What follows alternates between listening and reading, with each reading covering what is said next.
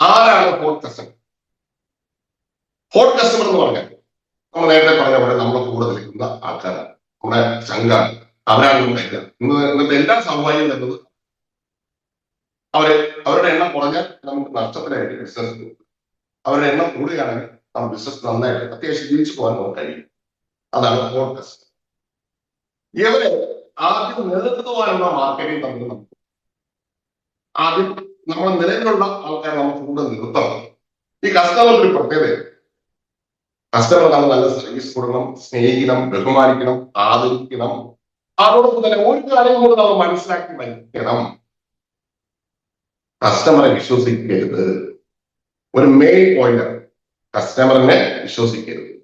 നമ്മളൊരു കസ്റ്റമറാണെന്ന് വിചാരിക്കും, നമുക്ക് പരിചയമുള്ള ഒരു കടയിൽ പോയി സാധനം മേടിക്കുന്നു, പക്ഷെ അവരത്തെ കാര്യം ലാഭം അല്ലെങ്കിൽ നമ്മുടെ വേരിയസ് വേറെ സ്ഥലത്ത് നമ്മൾ കിട്ടുന്നുണ്ട്, ഉറപ്പായിട്ടും ഞാൻ ഇതേപോലെ തന്നെയാണ് എല്ലാ കസ്റ്റമറെന്ന് ആദ്യം വിചാരിക്കുക.